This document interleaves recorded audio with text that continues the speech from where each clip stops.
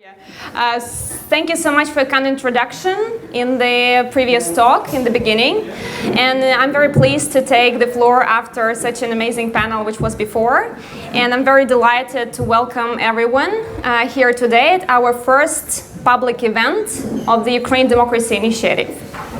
I want to start with a special thank you to Sydney Democracy Network, who organized the Festival of Democracy and has kindly given us the floor today to discuss Ukraine democracy and to refer back to 2014 and to all these events which happened at the Revolution of Dignity. So thank you so much for letting us do this tonight. Another thank you, which I want to start with as well, is a thank you to the Embassy of Ukraine to Australia, which have contributed to the content of our today's event. And we have a special guest from the Embassy of Ukraine today. It's Khalia Yusipyuk. She's the first secretary to the Embassy of Ukraine in Australia. So thank you so much for coming. She will give an introduction to the photo essay, and she will set the context of what was happening in 2014 and how it has transformed Ukraine and Ukrainian society as it is today. And myself, to introduce myself actually, yes, so my name is Olga. I am a postdoctoral researcher at Sydney Democracy Network, and I'm founder and coordinator of Ukraine Democracy Initiative, which was established quite recently. So before we actually start and jump into the screening of the photo essay, I want to introduce to everyone tonight our Ukraine Democracy Initiative. Yeah? So it was launched and established at the University of Sydney on the 1st of April 2016. So based at Sydney Uni, we are the first research initiative and global network in Australia that focuses on Ukraine. So in just 5 months, we have become the global research initiative on Ukraine democracy, which we're very proud of. You may ask what we do exactly, right? So actually, our main area and our main activity are concentrated on the research work, and we're looking into social and political transformations in Ukraine, which happened post-Euromaidan period, so since 2014. You may ask, why Ukraine democracy, and why now? So actually the answer will be very simple. Ukraine is a very young democracy. It's only 25 years old. And as you know, today, being in the heart of Europe, we are confronted by grave challenges at home in Ukraine and abroad. And in these dynamics, there are a lot of prejudices, there are a lot of lack of understanding, there is lack of knowledge actually of what is really happening in Ukraine. So our aim at UDI is to produce a research-based insights into what is really happening and to promote and to create the Ukrainian profile globally. So we want to raise the awareness of what is really happening and back it up with research and potentially contribute to the policy debate in Ukraine. So we have big aims, and we already achieved many things.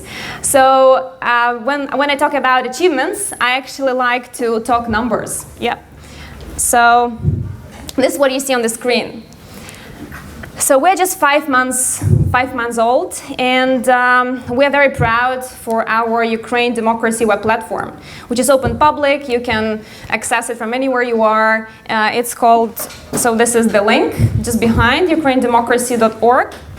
So we publish there regularly articles of our associates and of our team. So as you can see here, we have 153 associates in 13 different countries who care about Ukraine, who are academics, or they are civic activists, or they are policymakers. So actually our aim of Ukraine Democracy Initiative is not just to produce research insights into what is happening, but we also want to unite these three sectors which don't talk to each other, typically, right? In an ideal world they should, right? So academics, policymakers and civic activists. So we want to create these dynamics and unite everyone who is concerned with democracy in Ukraine. We have 4 partner universities today. Yeah, you can go on our website and just look who are they. We're very proud to have them. We have 7 partner NGOs.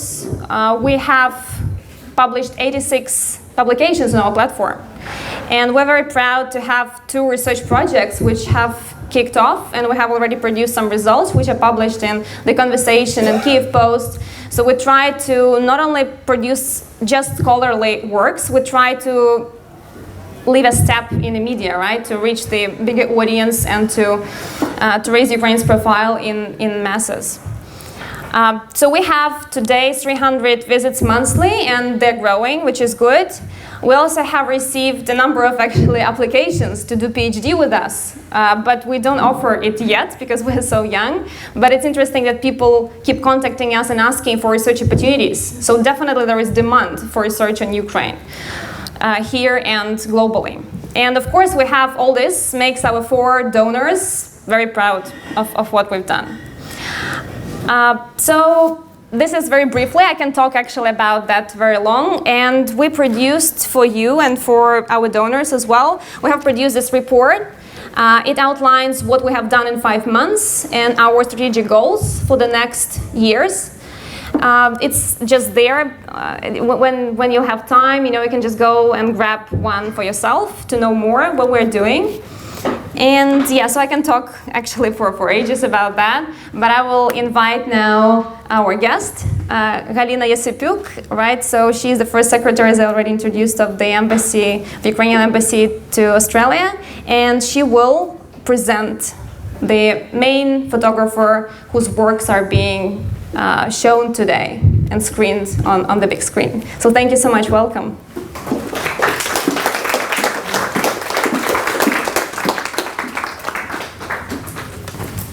Thank you, Olga. Dear ladies and gentlemen, on behalf of the Embassy of Ukraine, I would like to express a great gratitude for participants and organizers of this significant artistic and public event. I am honored to launch today 2 great Ukrainian initiatives, the photo exhibition of Maxim Tribukov and the UDI Center. It's great that Ukrainian Democratic Initiative has started. The Ukrainian Democratic Initiative Center has started work here in the famous Sydney University. I hope that they will be an important platform for discussion of global democratic processes, including those in Ukraine. Indeed, the situation in Ukraine is very unique now. We are an example of the aggression of the former strategic partner, a close neighbor and guarantor of Ukrainian security within framework of Budapest Memorandum, as well as a permanent member of United Nations Security Council. I am lucky to present Ukraine here in Australia, in the country that from the very beginning was with us. Common understanding of values is the greatest asset that we have in our relations. Ukraine, like Australia, is a large country. Ukraine's territory is greater than that in France, with population of 48 million. People of more than 30 nationalities and 55 religious confessions live in Ukraine. But in spite of different cultural background, all cultures and people lived in harmony in our country. Because different cultural background doesn't matter if you share the common values. But if you don't, even common cultural tradition cannot prevent from conflict.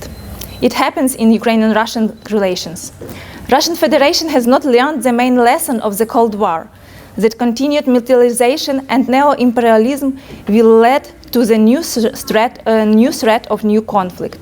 By opting for power, military, political, economical, the Russian Federation has ceased being a good neighbor and partner. Instead, he created a threat particularly to all countries along its borders. Various political and economic pressure were applied to those who refused to become a part of this neo-Soviet reality. For example, gas war, trade protectionism, and finally the military might. Against Moldova in 1992, Georgia 2008, and today Ukraine. The situation that we see in Ukraine today is not initiated by Ukraine. It was initiated through the rejection by Ukrainian society of the values and principles which previous regime, with support of Russia, had attempted to impose on the people. Let me recall the recent history. After collapse of Soviet Union, Ukraine attained its independence on 24th August 1991 and began journey into its statehood as a stable and predictable international player. In 1993, Ukrainian parliament passed the law on principle of international and foreign policy, which foresaw a course towards European integration. In 1994, Ukraine voluntarily gave up its nuclear arsenal, the third largest in the world, and became a party of Treaty of Non-Proliferation. In return for taking this step, Ukraine obtained a guarantee from key world players, and first and foremost the nuclear powers, including Russia, that no form of aggression or pressure would be applied to it, that Ukraine's border and territorial integrity would be securely maintained and defended. Despite this, Russia continued to pressure Ukraine economically and politically, trying to impose its neo-Soviet ideology through Ukrainian politicians who were prepared to advance Moscow's agenda, which finally led to Orange Revolution in 2004. In 2008, during NATO Bucharest summit, Ukraine approached its Western partners to provide membership action plan towards integration with NATO, but was refused. This action was wrongly interpreted by Russians as NATO's willingness to accept the concept of zone of influence. And immediately consequence of those was the Russian war with Georgia. After coming to power in 2010, the pro-Moscow president Viktor Yanukovych, he began a new round of dismantling Ukraine's European course. The terms under which the Russian Black Fleet was based in Crimea were changed. The legislation was changed to exclude any prospect of Ukraine ever joining NATO. And finally, negotiations on association between EU and Ukraine were suspended. This was the last straw for the people who realized that they were losing their last right for European future. Thus, in 2013, the Ukrainian people assembled in the capital center Independence Square in minus 20-degree frost, prepared to die for the sake of their civilizational choice. The revolution of dignity took place. In a minute, you will have possibility to see the unique photo essay by Ukrainian photographer Maxim Tribukov, who was the active participant of those events. Maxim lives in Kyiv and works in Kyiv.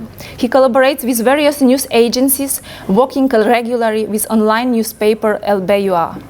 For the last decade, he has been investigating and reporting on topics critical to democracy and civil society. After being wounded during revolution, Max continued his work as paramedic and volunteer. Actually, revolution of dignity and coming to power of new forces was only beginning. Moscow's reactions was not long in coming. Russia realized that it was the last chance to stop Ukraine and resolve the issue of Crimea's return into Russia's fold. Thus today, we are witnessing a war of choice. It is wrong to apportion equal blame and responsibility for both sides of the conflict in Ukraine, because in this war, Russia is aggressor, while Ukraine is defending its territory and civilizational choice. But let me turn back to our exhibition, as at that time country woke up. In front of existential threat, there was no room for self-deception. As usually, even in the worst time, freedom breaks to the sun, like a flower through the asphalt. Max's photos are very picturesque and vital. I hope through them you will feel how deeply Ukrainians were ready to defend their right to a European future. This year, Ukraine, together with all Ukrainians through the world, is marking the second anniversary of Maidan Revolution of Dignity. Many Australian Ukrainians were active participants of the Maidan Revolution, directly or indirectly. This affirms that dignity, freedom, and fundamental human values are shared by us all, in Ukraine and in Australia. Our stance for dignity and freedom cost us dearly. Heavenly 100 were called people who died during the Revolution of Dignity. And yes, today Ukraine's economy is still one of the weakest on the continent. The Crimea is still under Russian occupation. In the occupied Donbass, Bol is ruled by people who seem to appear out of the Middle Ages. But in Ukraine today, the hope for better Europe is born. Ukraine fights for Western democratic values, while the West itself often changes them for pragmatic purposes. Ukraine gained its freedom in time when others around are voluntarily refusing from their freedoms. We found our courage. Maybe it will help someone to do the same. Thank you very much. I wish you harmony and unforgettable impressions.